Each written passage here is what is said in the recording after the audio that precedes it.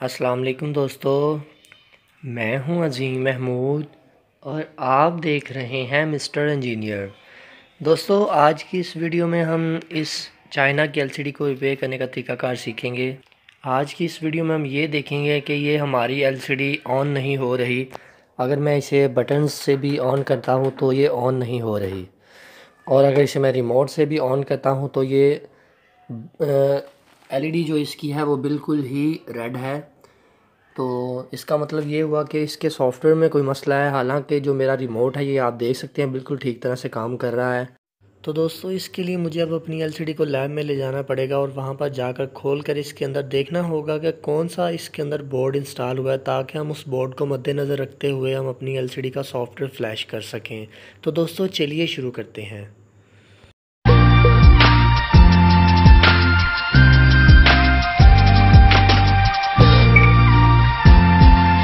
जी तो दोस्तों, एलसीडी को मैंने खोल लिया है। अब मैं ज़रा इसको थोड़ा सा ऊपर करके चेक करता हूँ कि इसके अंदर बोर्ड कौन सा इंस्टॉल हुआ है।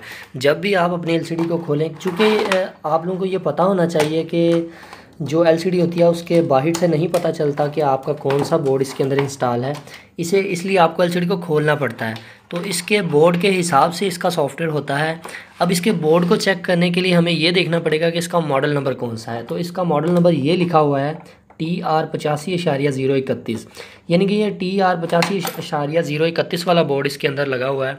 तो मैं अब ऐसा करता हूँ कि अपनी यूएसबी में सॉफ्टवेयर को फ्लैश कर देता हूँ, यानी कि सॉफ्टवेयर को यूएसबी में डाल देता हूँ। सॉफ्टवेयर को फ्लैश करने का तरीकाकार मैं पहले भी शेयर कर चुका हूँ। अगर आप न्यू हैं तो उसको ज़रूर चेक कर लें।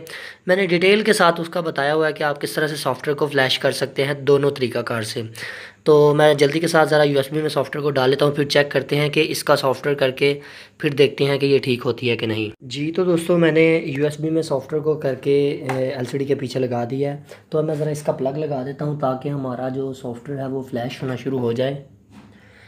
तो अभी आप लोग ये देख सकते हैं कि अभी तो इसकी रेड एलईडी है, वो ये देखें ये सॉफ्टवेयर होना शुरू हो चुका है। तो इतनी देर में मैं जो इसके ये वाले कनेक्शंस को मैंने उतारा था, मैं इनको दोबारा से लगा लेता हूँ। कोशिश करें आप इसे ऑफलाइन में ये वाला काम करें। और मैं इसके पैनल को अब फिक्स कर देता हूँ इसकी जगह के ऊपर जहाँ पर ये था। ठीक है, सॉफ्टवेयर की फ्लैशिंग हो रही है। आप लोग ये देख सकते हैं कि सॉफ्टवेयर अभी फ़्लैश हो रहा है। ये तकरीबन 20 से 30 सेकंड का टाइम लेता है सॉफ्टवेयर फ़्लैश होने में।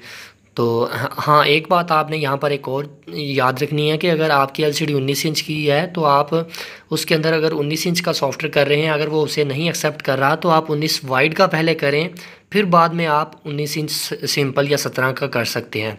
क्योंकि इस तरह होता है, कई दफ़ा आपका सॉफ्टवेयर करप्ट नहीं होता, किसी रीज़न की वजह से वो ऑन नहीं हो रही होती।